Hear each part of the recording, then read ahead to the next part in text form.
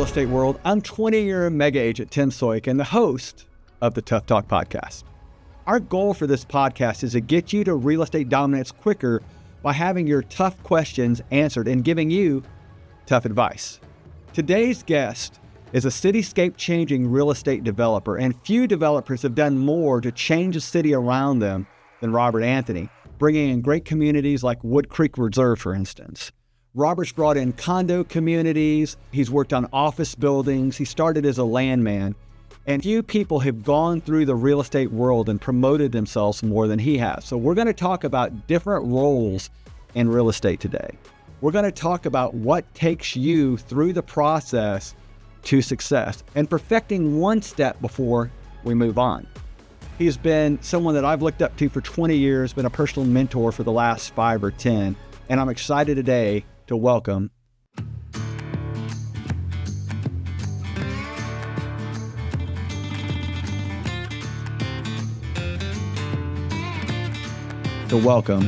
Robert Anthony to the Tough Talk. Hey, Robert. Hey, thank you for the glowing introduction. You've done so many things that it's hard to kind of cover it. So let's talk about your real estate bio. So I know you started in a non-traditional way in real estate. Most of us do. Most people don't graduate high school and say, I'm going to be a real estate agent. So tell us how you found your way. And I know I think you really made a lot of money and spent a lot of money early. So talk to us about your indirect path into real estate. Well, thanks. I appreciate being here. I found myself in the late 80s getting out of the military, okay, and living in Southern California in San Diego County, northern San Diego County up near La Costa. And in that point in time in history in California, if you weren't in real estate, you basically weren't making a living.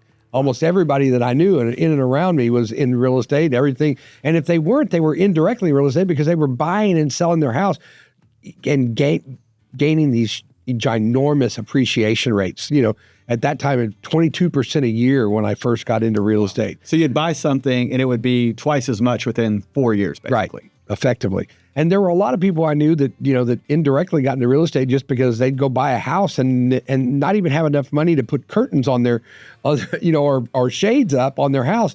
They were hanging sheets up and stuff and living in a $400,000 house that in 4 years was going to be worth $800,000, and they can go take the gain and really buy the house that they want. Okay. So you were in what we call a gravy market. Gravy market. The thing about gravy is it goes away, but. So I didn't know anything at that time about real estate. I had bought a house on my own when I was younger, and I'd actually passed up on 2 great real estate investments when my naval career had me in Hawaii, and did because I just didn't know enough to understand it. So I had a friend of mine who was already in the business of selling real estate information, and he said, I think I can get you a job. And I said, okay. And I went to work for a company called Real Estate Data Incorporated. And I really do believe that start is kind of what furthered me along in my career more than anything else, because I learned to understand real estate from an information standpoint rather than from a sales standpoint.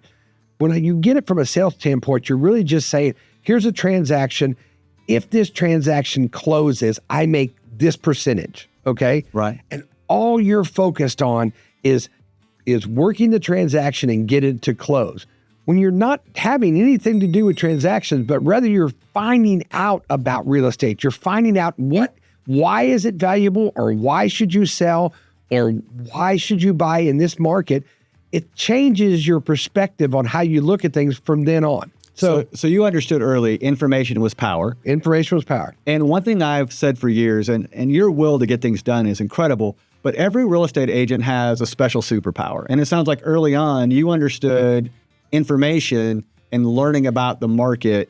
You were way ahead of the curve on that compared to most agents. Way ahead of the curve. And so there was a company out there, Real Estate Data Incorporated was nationwide, and basically they sold real estate sales comparable or sales tax roll data, okay, across the nation, everybody. And they sold it on microfiche, okay? And I can't tell you the number of times I walked into a real estate. By the way, for those of you who don't know what microfiche was, it was way before the internet. Way before the internet. And so there was a technology company called TRW. They're largely known for, military Contracts. Type of both information and implements of war. But TRW had bought into another company, okay, and they were kind of going into the market, and they were approaching it, brand new concept, okay, by offering the information on a computer disk. Okay, you'd buy a whole computer, and the only thing it would have on it was real estate information. Okay, completely different kind of concept. So, and that's what I was selling against. All right, and so you were starting to lose probably. And so I was in the hottest market, or certainly one of the hottest markets in the entire country in terms of real estate sales. Okay, and I was selling against somebody with new technology that was better, quicker, faster, but it's also more expensive. So. And my customers were real estate brokerage houses, okay, and appraisers, okay. Those were my customers. And I took a market that basically had a 5% of the market share, and I took over 100% of the market share. So much so, I was told this, don't know if it was actually the case, but one of the last transactions I made for the company is I brought in Don Johnstown, which was a commercial transaction. This was mainly sold to residential people at the time. This was a commercial transaction, and Don Johnstown was one of the largest brokerages in the country at that time, and I sold to every one of them nationwide. One deal, one swoop, biggest commission that had ever been paid out at Ready, and so much so that TRW ended up acquiring Ready. They became TRW Ready. Okay, and at that point in time, I said, "Great. I'm ready to go." And they said, well, there's no residual income. So I don't make money on the next year when they renew. Wow. So they said, but we'll move you to another market. And my wife and I were just in the midst of having a baby. And they wanted me to move me to Las Vegas, and that didn't sound very appealing. And I had a friend of mine that had watched me kind of turn this market around, and he was the national sales director for Realty World, which is a real estate brokerage firm. And he said, I'd like to teach you how to sell real estate franchises. And I said, I'm interested. And he said, we'll pay you a decent salary. But you got to go out and you got to make a sale. And I said, okay. And I said, how long do I have to make my first sale? He said, you got to make one in your first year. Well, I made 3 in my first 90 days, and no one in the company had ever done that before. They promoted me to sales manager, and then they moved us here to Texas to open up the Texas market for Realty World. And I got here and had just got an office and a secretary and was out hiring people, okay, to sell real estate franchises for Realty World when the company had a reorganization. And they said, we need you to come back to California. And I said, I just got a house, and my kids had been born, and my wife's got a job, and I'm not moving back to California. So here I am. I don't have a job, and I have all this real estate knowledge, and I've been selling to all these people, making a lot of money in real estate. So I went and got my first Texas real estate license. And by the way, is that the job Diana still has? Yes. So she's still there. I'm going to look right in the camera. Your husband brags about you and the job that you've had and just been promoted through so often. I just want to give credit to this man. He is always talking about how proud he is. Oh yeah. She's amazing. So if you're watching this, he's proud of your success. He talks about it a lot. So you're in real estate now. Yep. And I did have leanings to commercial, but did you ever do residential, or did you had never had any kind of idea about residential at all? And I'll tell you kind of a funny story about that in a second. But the key was I had a large amount of people inside of Don Johnstown, okay, who were multifamily brokers. Okay. And I had become friendly with a number of them as I did this national account, okay, for TRW Ready. And they had introduced me to a couple different people. One very, very influential guy who became my mentor and offered me a job working for Centurion Mid-America Real Estate Investment Trust. And that was a multifamily buyer and seller of apartment complexes. And he said, look, if you can sell what you've sold and turn it around the way you did, I know you can do this. And you understand research as well as anybody. So just figure out the ones we need to buy and bring them to us, and we'll get them bought. So that was a REIT And that was a real estate investment trust based out of Lawrence, Kansas, I think, somewhere in the Midwest. Let's back up and say it's not what you know, it's who you know. It's who you know. So early in your real estate career, the job that a lot of people wait their whole career to, which is finding property for REITs, right? Which is a job that pays very well because they buy very big things. You had that job when you were still in your 20s, or did you? Late 20s, early 30s, and was just basically, it fell into my lap. That REIT rolled up into another one. I continued to work for them, and did that pretty successfully. Also worked in Houston here on a at that time pretty revolutionary idea with a good friend of mine who had a company, another real estate information company called Revac, and actually was part of the initial commercial multiple listing service for the city of Houston in HAR. That's awesome. So I kept my finger because I needed to know, about the information. So I always stayed in touch with the people that knew about information. And yet it also was the great basis for me getting in and finding, apartment complexes that were, ready to be bought or ready to be sold. And we did a little bit of both. And we talked, those were some big commission checks. Commission checks. Those were the 6-figure, almost 7-figure commission checks. Yeah, and it's great. And I'm not going to get into your hard question yet, but I will give that as a piece of advice for any young person trying to get into commercial real estate. Always know what it's going to be. A lot of times with very large companies, you'll be able to determine kind of that you're going to get a commission, okay? But not what kind of commission you're going to get, or how they're going to pay it out, or when they're going to pay it out, or at what point in the transaction, because closing doesn't necessarily mean you're going to get paid in a large transaction. It was also the very first time I was ever introduced to the Lehman method of commission, okay? Lehman Brothers, big, huge stock brokerage firm, realized that a large part of their portfolio was real estate, and that real estate brokers were making ginormous commissions, and their brokers who were selling ginormous portfolios of assets of these properties were not making ginormous commissions. And so they established the Lehman formula that got applied. What the Lehman formula says is that whatever you negotiated as a real estate commission, let's just say that you negotiated in large deals, you don't get 6% or 3% or anything else. It's always negotiable, right, to the seller. But a lot of times you're at a 2% number, okay? So in a Lehman transaction, you get 2% of a $40 million deal. It's huge. It's a great day. Yeah. So, but here, for example, let's just use that as an example. A $40 million deal under the Lehman formula is the first $5 million, you'll get 10%. You'll get 2%, okay? The next $5 million of the 40 million transaction, okay, we're going to pay you 1%. The next $5 million, we're going to pay you 0.75%, and the last $5 million, we're going to pay you 0.5%.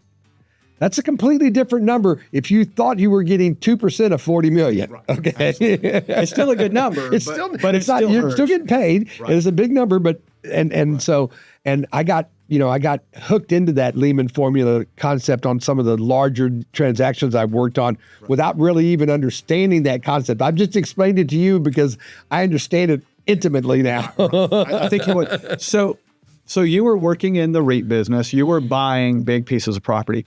So apartment complexes. Apartment complexes. So before you became a developer, which we'll get to, you were considered one of the best landmen in Texas. So you became a land guy, the guy, Wood Creek Reserve, Willow Creek Farms. You helped find the land. I know you found a partner, and you've got a great partner in Troy, but talk about how you became an expert in land. Because now, if anybody talks about Robert Anthony, they say to me, he's one of the best land guys I've ever seen. Well, part of it just kind of out of necessity. When the REITs, kind of fell out of favor, I got into the business of buying and selling golf courses, and I put together the first REIT in the golf course business of its kind, a niche REIT for the American Stock Exchange called Golf Trust of America. I did it with 3 other partners. We raised the money. We took it all the way through the roadshow and all the way into the initial public offering. And then I got paid, my percentage of that, and started a company, financing and selling golf courses. Well, basically golf courses all come down to land. It's a real estate play whereby which you're putting a piece of land as an amenity in order to sell real estate around it. And you're increasing the value of the land by making it prettier and putting in the sand dunes, and you're doing all that stuff, right, but really it's only designed to sell real estate. Right. My favorite quote in that business was, they asked They're not selling golf course memberships. No. They're selling real estate. Selling real estate. And they're trying to get the highest premium they can for real estate with gated communities and golf courses and golf clubs and pools and tennis courts. All of that is to make more money selling. To make more money selling lots. All right. So I'm as a developer. Real quick. So my favorite quote, Del Webb, was asked years and years ago, senior living things, and started out in Arizona and Nevada area. They said, "Hey, Del, why are you putting in another golf course?" He said, "They won't let me put in another lake." See, it's all about putting it in so he can sell more lots. That's it. It had nothing to do with the golf course. I want to look straight at the camera for this part because I really want you guys to listen to me. So Robert has a real estate license, and that's great. Several of you, almost all of you, probably have a real estate license. What you choose to do with that real estate license is up to you. How far you promote yourself with it is up to you. A real estate license is a great place to start, but he used it to turn himself into one of the best landmen and developers I know. You can do that too. That's why you're here today, to learn from Robert. All right, so give me a secret of success. What would you say? To me, it's you can make things happen that other people can't make happen. You can get deals to the finish line other people can't. You see around problems, and I get all that. But in your opinion, what's your secret to success? I think it's realistic is probably more than anything else. It's probably my ability to talk to almost anyone. I found myself at a really early age being a just immersive reader. I could read and retain and read very fast. And so that ability to have a broad-based and wide area of knowledge has allowed me to relate to someone who is a convenience store clerk to someone who's a multi-billionaire in land. And as a result, I don't really have any. I mean, one of the largest landowners that I ever met in Katy, Texas area, was one of the Freeman brothers. And when I met him, he was actually I met him barefoot and in overalls. And this guy's worth multi-million worth of dollars. He had no pretensions about himself at all. And I always felt like, that if you just kind of just meet somebody down on their level and you can talk to them and you can associate with them, you can find out the information. And I always go back to the information side of what I need to know. Why I think I've done pretty well in land is because I know an awful lot of people with land. Okay. Yes. I mean, that helps. I try to find out about people, and if you have land and like that, I talk to you about your land. And if you make somebody money with a lot of land, they refer you to their friends who have a lot of land. It's funny. I joked a few podcasts ago. It's like, I don't have to go looking for business. It comes to me, because if you consistently worry about making people money, Robert and I got to do a few projects together. And absolutely. Robert made money, and I get to work with Robert again. But as much as Robert and I get along, if I don't help Robert make money, I'm sure I might not get to, there's certain projects I don't get to play on. It really is a matter of he went out and made people with land money. He gets to work with more people with land. That's what you're sharing with us. I would say I want to share a secret of success here because I think it's really important. I think you know what you're good at and what you're not. And that's one thing you've seen with me too. I know I'm a pretty good salesperson, but you've worked with me before. Am I any good at paperwork? Let's be honest. Not particularly. No, but you're really good at hiring people who are good at paperwork. Fred and Annette, my wife, when my wife was my closer, best closer I've ever seen. But Annette and Fred, a closest approximation I have to that. I love what you said. You can hire for your weaknesses. I'm good at hiring people that are good at paperwork and paying them really well because that they continue to help make you money. They continue to help make me money. Absolutely. And I know my strengths and my weakness too. I can tell you on a deal now. I can do the numbers in my head. Yep. But I'm really not very good at putting spreadsheets together. My wife says, I cannot believe as much as you work with Excel spreadsheets that you can't even put one together on your own. But again, you have Mark Elkins for that, or me. I have multiple people who are really, really good at putting together spreadsheets, and I can tell them what numbers I need to see in there and how they need to be adjusted because I know it well enough to be able to give them the basis for it, but I don't absolutely have the ability to create it. So I can create a spreadsheet so fast. So I tell people I'm really good at spreadsheets for a sales guy. Am I really good at spreadsheets for an accountant? Well, no. Yeah. But I'm not an accountant either. All right, that's secrets of success. All right, so next, what does your success team look like? So the people you put around you, I think you realize, again, what you're good at, and you've even used me, although you're as good or better than a salesperson than me, in my opinion. There's times you use me to sell things for you, but what does your success team around you look like? And what do you look for in your success team? I know you have a new assistant in the office now. Mark Elkins is your partner, but what does the success team around you look like throughout your career now? I tell you, Tim, I get asked the question, especially by people that know me a long time, pretty regularly. It's like, Robert, why aren't you brokering those deals yourself? And why did you go out and get Tim to come, in and help you broker those deals? And I say, I like the ability to know that I can satisfy my end user clients, okay, as their builder, as their developer, and remain very friendly. And I really just feel like it would be breaking a confidence if I was also the person brokering the transaction, intimately selling it to them in front of them. So that's partly, how I've done. But I will tell you that I honestly believe that if you want to be successful in real estate, and I know you and I have talked about this in the past, you've got to treat real estate like a job. Yes. Too many people treat real estate like a hobby.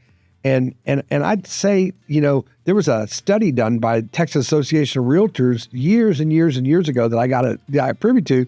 And it was like the top brokers, the top agents in Texas, okay, across the board were typically working 70 to 75 hour work weeks. Yes. Okay.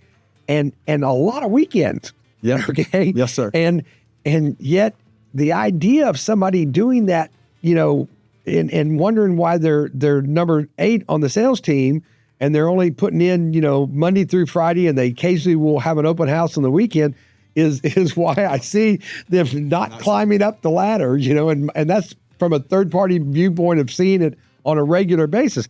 I can't tell you the number of times I've bought and sold homes. I've built custom homes. I've had enough of that industry knowledge to understand the amount of residential real estate. And I tend to gravitate towards the people that I see working really, really hard at it. So my wife gave me this quote, and I think you're going to love it. So Laura, you did not create this quote, and you've told me, you've admitted, like, I did not create this quote, but you taught me this quote, and it's one I use all the time. And Robert, I think you're going to agree. You ready for this? Real estate is either the easiest, lowest paying job you've ever had, or the hardest, highest paying job you've ever had. Look, I'm not saying you and I make more money than all doctors, but you and I make more money than a lot of doctors who are a lot more educated than us, right? And also, our hours are sometimes insane. Now, you and I are both good at carving out time for our family now. Maybe I wasn't for a while, but I'm better now. But would you agree with that? Real estate is either the easiest, lowest paying job you've ever had, that guy who treats it as a hobby, or the hardest, highest paying job you've ever had. I make more money doing this than I ever made in the corporate world. So I've caught a ration of grief over my career from my family about the inordinate amount of time I'm on the telephone. Yes. Okay. Cellular phone, huge, ginormous bills back in the day when they didn't have unlimited plans. Right. But an enormous amount of grief about how often I've been on the telephone during vacations. And my wife goes, and you're so agreeable to taking vacations. And I go, well, partly because I cannot tell you the number of times that I've closed a large transaction on the phone on vacation. Okay. While we need to do better not doing that, right? we also need to do better. We're all being guilty of it, because sometimes the deal comes when a deal comes. When it comes, and you can't change that timing. So I joke about this a lot. So my wife, of course, your wife, our family, our success team, they believe in us, and I think I've seen your kids and the way they're around you. Your kids believe in you. Your wife believes in you, and I have that, and it's a blessing. But our men's Bible study group. So we have a men's Bible study group that is phenomenal. There's a lot of successful people in there, but I look up to a lot of men in that room. And I think surrounding your...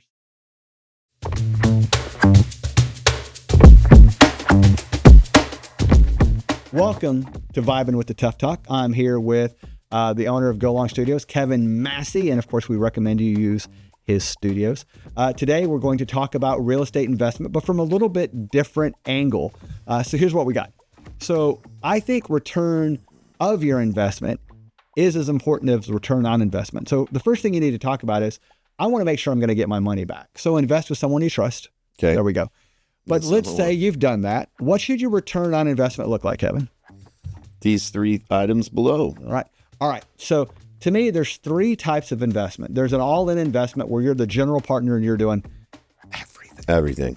I don't think you should ever do that and not look at a return of 25%, 30% plus. Gotcha. I can live with 20, but I'm looking for 25, 30, 100% return. Added sweat equity, right? If you're paying all the dues, if you're taking all the risk, that needs to be a big payoff. There you go.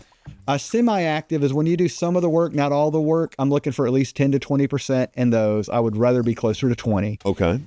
But one that I'm a little, how do I put it, not as aggressive as some people.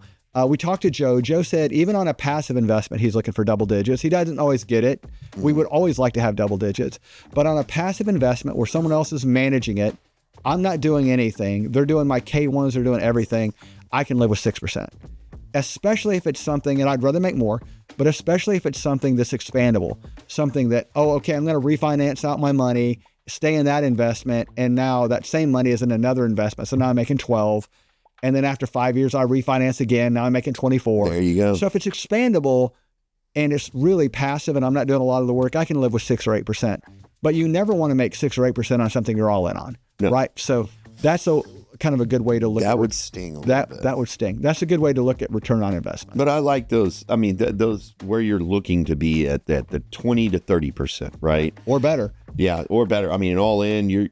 Ideally, you'd want it 50, but the 20 or 30%, 20% on semi-active, and 5 to 6% passive. And there's a lot of those really active investments you should be targeting 100% on because you're taking a lot of risk. But I want to look for an investment that I know I can get out of. Mm-hmm. So I'm not going to take the same risk some other people are going to take. I would rather hit a single or double every time than strike out, home runs. Right. Base hits. But I like where you took passive too. Right. Whereas you can turn that into 12%. You can turn it into 24%. Right. Especially if you keep refinancing out of it. And that's what you should be doing. So. Excellent. Surrounding yourself by men who are comfortable in their faith, whatever their faith is, are comfortable in their faith and are good role models for you. I think that's important to have those people in your life. 100%. The Bible study is one of my success teams for sure. Not just to get business from, that's not what I mean, but to teach me lessons in life. I was talking, I grew up in a culture, in the corporate culture years ago, where people would joke about their wives and things like that. But I never see men in the Bible study do that. And that's where I've learned, like, you don't ever joke about your spouse, ever, under any condition, ever. Right? You compliment them, but you never. And I tend to not publicly give her any. I probably give her grief at home a little bit more than I do publicly. But yeah, it's little things like those guys taught me that the positivity and the men's Bible study group is really important to me. I've learned a lot from those guys, and I think that you've been in that group I've been in it 4 or 5 years now. How long have you been in? 22 years. 22 years. All right. So if I'd offer up any, any kind of word of advice to young professionals out there, I think that would probably be one of the things I would say.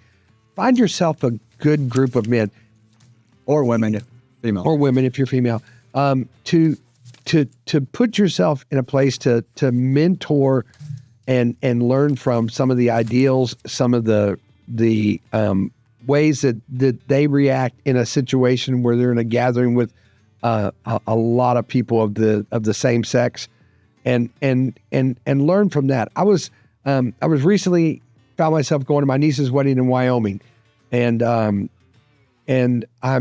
at home when all the rest of the family has gone out to an event and they couldn't get tickets for it. I didn't go to this event, so I'm at home by myself. And as I'm walking out, just kind of getting things moved into the condo where we're staying for a week, I said hello to a couple of guys who were sitting on a patio right, next door to the driveway I was walking in.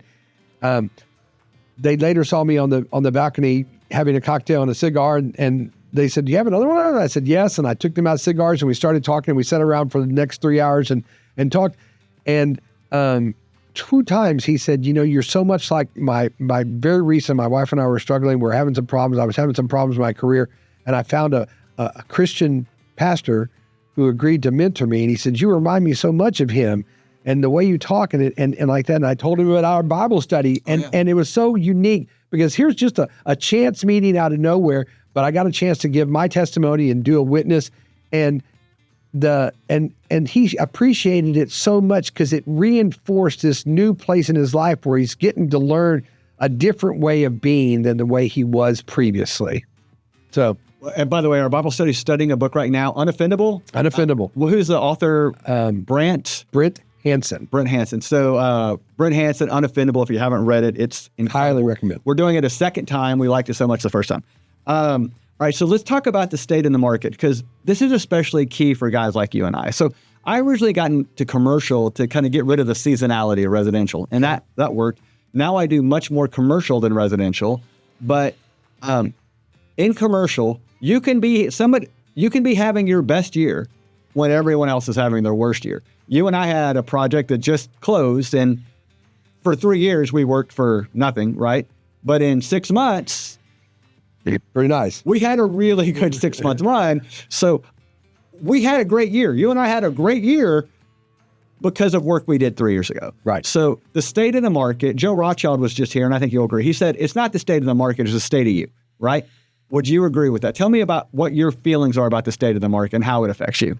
Well, I think that there are so many factors that make up the market, okay, that it's really, really hard to be a good judge of all of them, okay? So I got to point to some things that are either within my control or at least that I understand, okay? Because, you start talking about, tariffs and how those are eventually going to, affect the supply chain, which is eventually going to affect the cost of lumber, which is eventually going to affect the cost of housing. And I start glassing over and going, you've gotten too far down the chain for me to understand, right?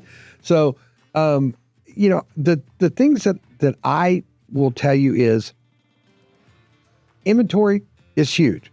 If you don't have it, you're going to have a rough year. If you don't have it, you're going to have a rough year. Okay. You got to have a multitude of available places to sell in order to, and so. Well, you and I had a project that closed in 2022. You and I both had a good year.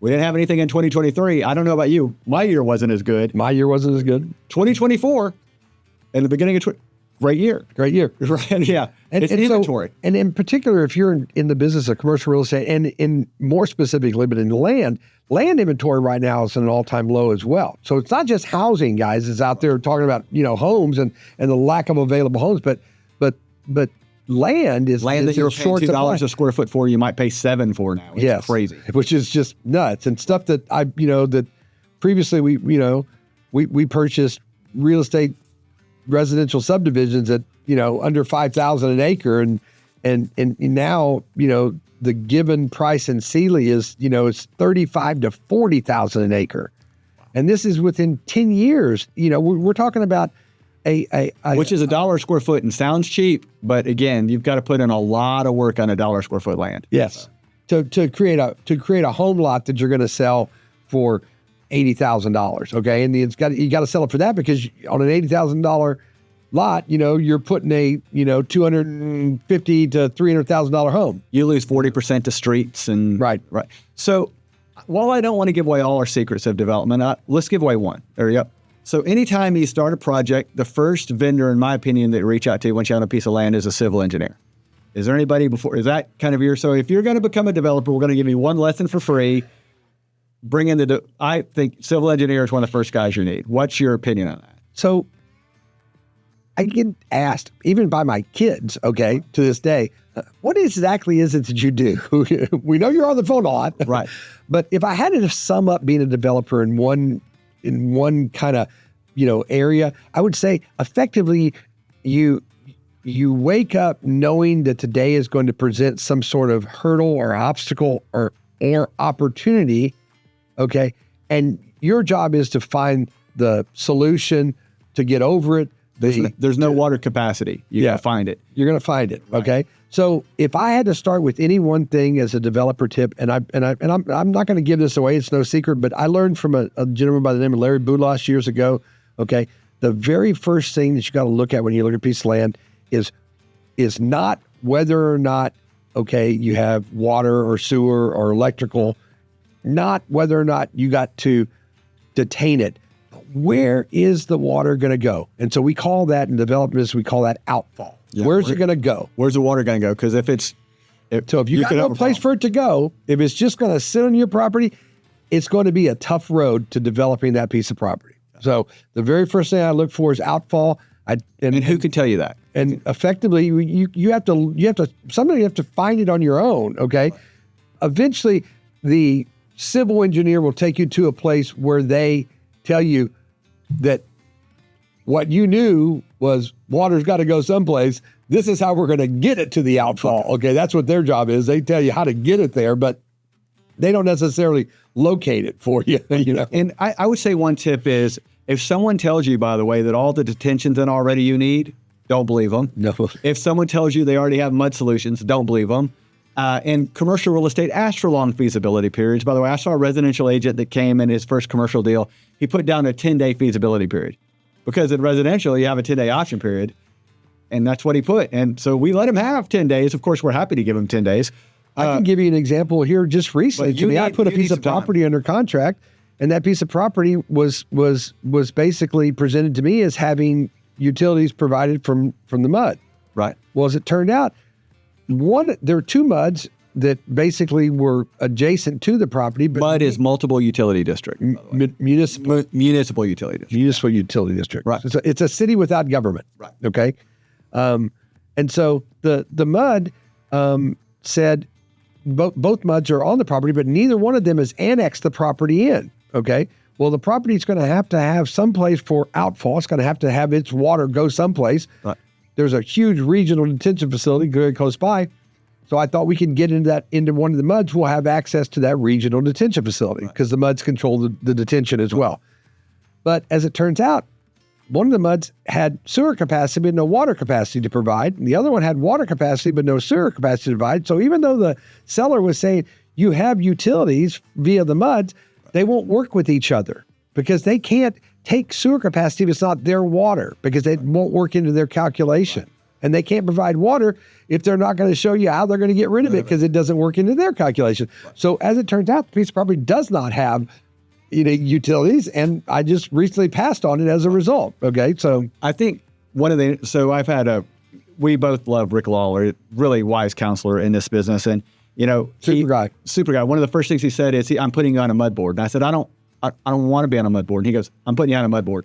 And he said that you can learn so much being on a mud board. Absolutely. So I've sat on several, and as well as and if you don't live in an area with mud boards or some kind of utility board or government entity, join an EDC, Economic Development Council, but learn as much as you can about what's going on around you. Being on a mud board teaches you a lot. And by the way, just as a piece of advice for any young agents out there that might be listening in, learn early on, serve.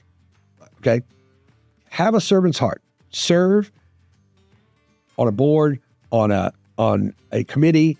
Serve because the return on that is tenfold if you put your heart into it. If you're not doing it unwillingly. Don't do it for money. You're doing it because you really want to do it. So, right. I mean, I can't show you how many opportunities I've got being at charity events where you're at a charity event and someone asks what you do and they say, just so happens. And I think people see you out there giving and they want to give to you. You can't outgive God.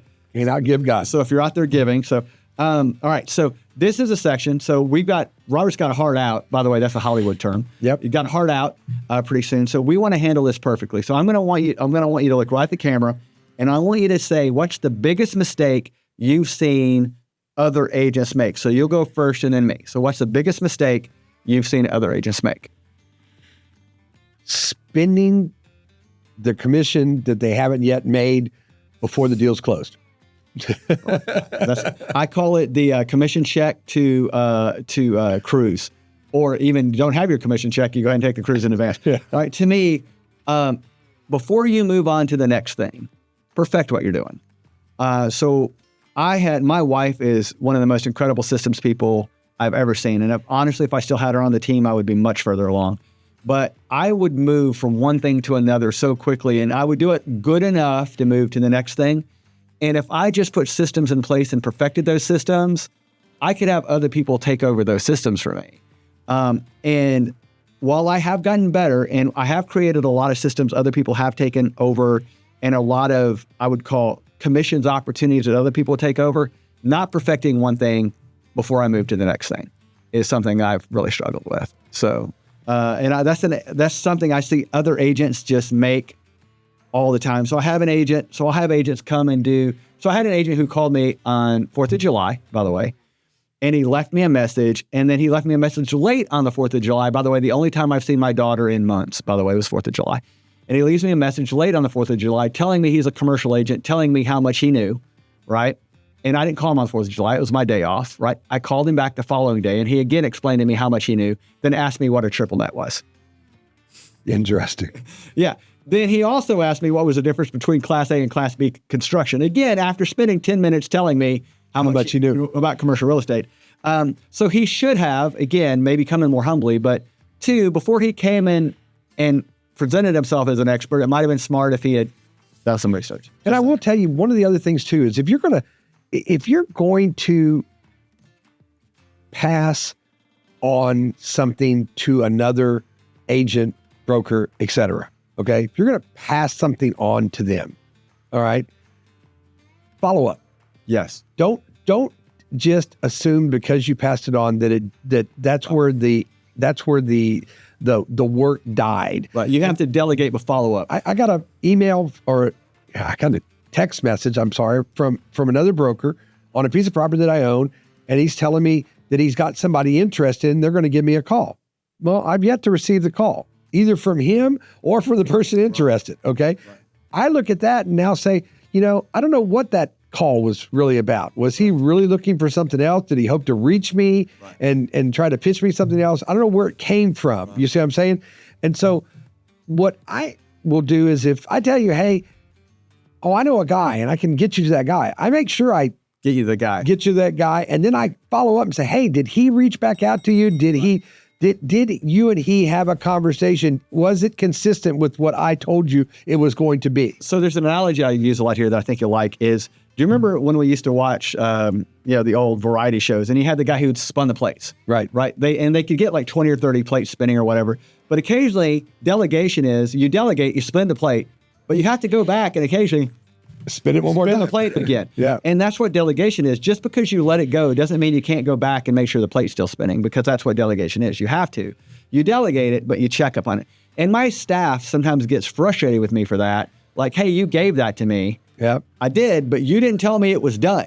So until you tell me it's done, I'm checking back up on it. And you and I that's one thing you and I are pretty good at is following up. Not perfect, right? Pretty good at. What is the biggest mistake you've made in real estate?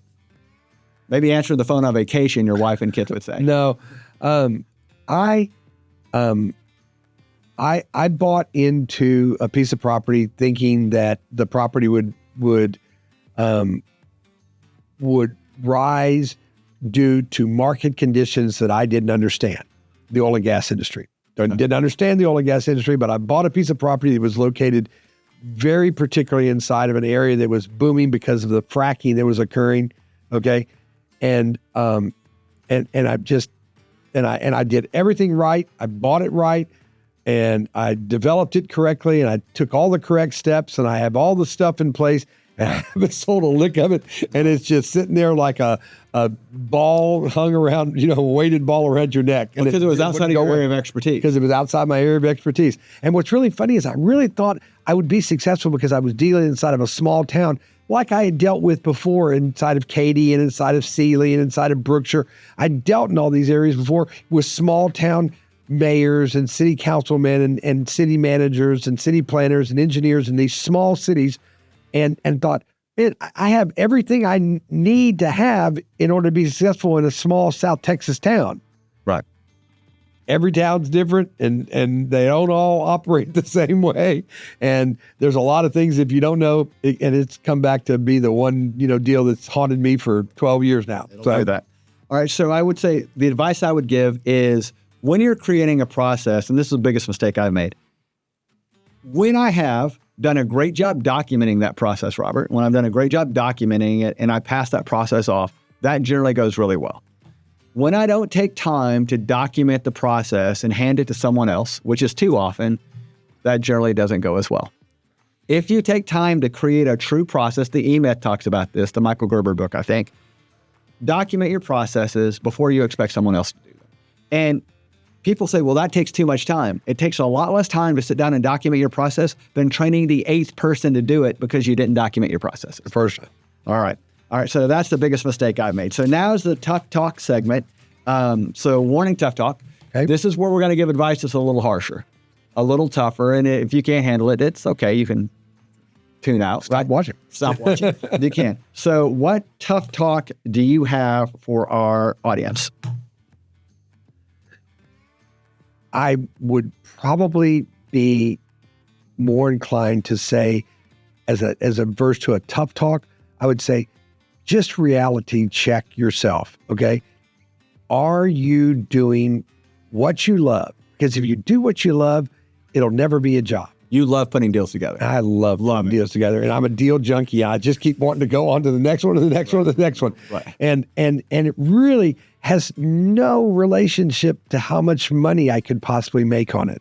You do okay. But I do okay. Yeah. Okay. Because you love it. But I love the fact that the excitement and the challenge of putting a deal together just energizes me even at 66 years old. I hope it still energizes me at 86 years old. Okay. I can't see myself retiring or quitting what I'm doing because I love doing what I'm doing. I've been getting up and doing it, this way for 30 something years now. And it's pretty comfortable, in the knowledge that I've gained over the years in doing it. But I got to tell you, if you're in real estate right now and you're not having a good time with it, evaluate if really you want to be in real estate. And then the second evaluation would be, how much time and effort are you putting into your job?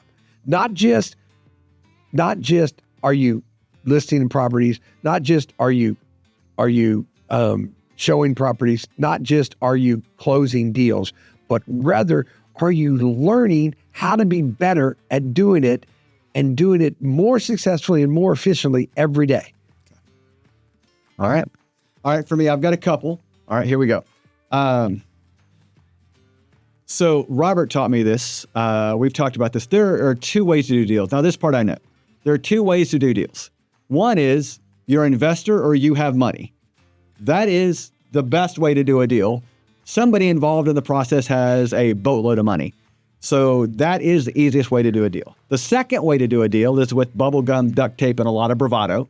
And while we've both done that before, that is a really hard way to make a living. And if it's you that's going into a deal with bubblegum, duct tape, and bravado, giddy up, try it. You'll probably learn a lot. But if you're working with an investor who's trying to do a deal with bubblegum, duct tape, and bravado, you might do a whole lot of work for no money. So just vet your investors. If it sounds too good to be true, it may actually be too good to be true. That's something to really think about. Does your investor, is he a prospector, which means they're just paying him for gold, or is he an investor and has money to put in a deal? I would say I've learned that the hard way. I've done a whole lot of projects on a whole lot of deals that went nowhere. But again, in the learning, I've taken and learned the projects that do go somewhere too. And I would say when you do a large project, the last lesson I'll have for you before we kind of do a shout out for Robert, the last lesson I have for you is when you do a project, try to come out of a major project with a piece of real estate. You don't get into real estate to sell real estate. You get into real estate to buy real estate. And if you're going to do a 20, 50, 60 unit project, maybe come out of it with one of the units. I think that's a really smart thing to do. And it's something personally, Robert, I haven't done enough. Have you done that enough? Not enough, but I will tell you the only caveat I would put to that is never fall in love with real estate. Yeah. Okay. Real estate is meant to be a transaction. Okay. Whether you own it or you're brokering it, it's always meant to be a transaction. And you're either buying it because you want it for a purpose, or you're selling it because you can make money on it. Well, I'll give you an example. There's a house that my wife and I bought for $220,000, right? And we were collecting $3,000 of rent a month on that. That's a home run, an absolute home run. We should have kept that property based on those numbers forever. But we were still collecting $3,000 rent when the home was now worth $350,000. So now, what do? As much as you love that house, it's time to let it go. Time to let it go. And realize, put that money back to work for you, something that's giving you a better rate of return like you were getting when it was worth less. As much as I was in love with it when we bought it at $250,000 or whatever, and we're getting $3,500, when the rents didn't go up and the property value did, it's time to let it go. Right. So there's that. All right. So now's the time for a guest shout out. Would you like to shout out Steadfast? What would you like to give a shout out to? How can people find you if they need you? if there's a piece of land that needs to be developed, a neighborhood you want to come in, Robert's the guy you should talk to. How do people find you? So, several years ago, I took a relationship with one of the guys in our Bible study who I had brokered a number of deals for. And who we all admire. Who we all admire. Salt of the earth, Mark Elkins. Shout out to Mark Elkins. And I convinced him on a piece of property. I'd sold brokered all the retail frontage on the property. And we had a piece of property that was behind all the retail, and it was always going to be a problem child to sell. And I convinced him after 3 years of trying to convince him to partner up with me and build these a brand new kind of product type in the marketplace, office condominiums. We did our first one. It worked out very, very well. We're now on our fourth one, and I would say that if you're in need of a space to conduct your business, come take a look. They offer some real advantages, both from my sales pitch to anybody looking at our office condos has always been the same. And it remains the same. It's, hey, look, why pay a landlord rent? You're just paying for his retirement when you could buy it and lease it back to yourself and pay for your own retirement. The new projects at Katy Mills Mall. You have one coming in Fulshire. And looking for another one in Cypress. Looking for one in Cypress. So if you need an office, again, if you want to stop paying a landlord and own something for yourself, office condos are a great way to go. And people ask, is a market oversaturated? And I will say, if you're in a market where they're not selling, they're oversaturated. If you're in a market where they're selling, they're not oversaturated. And so far, we've been in a market where they're selling. Right now, as it stands right now, I don't think we've had a single one of the projects that we have actually completed the unit that it wasn't already pre-sold. All right. So a shout out to our producer, Pablo, right over there, to Kevin Massey at Go Long Studios. Find Kevin, use him. He's incredible. And some of our upcoming episodes, we have one of the best luxury agents I've ever seen. Her name's Diane Kink. She'll be joining the show. We have one of the top agent coming out of Michigan. We have the head of the Champions Real Estate School, Miss Rita Santa Maria. So we have some great guests coming. If you've enjoyed today, like us, subscribe. I'm sure Pablo will be hitting the button for you to subscribe right now. If you want to buy or sell real estate in the Houston area, 877-313-SELL, SELL. is my number. That's 7355. Or you can find me at stevetimsell.com. Thank you for our guest today. Thank Go Long Studios. Thank you.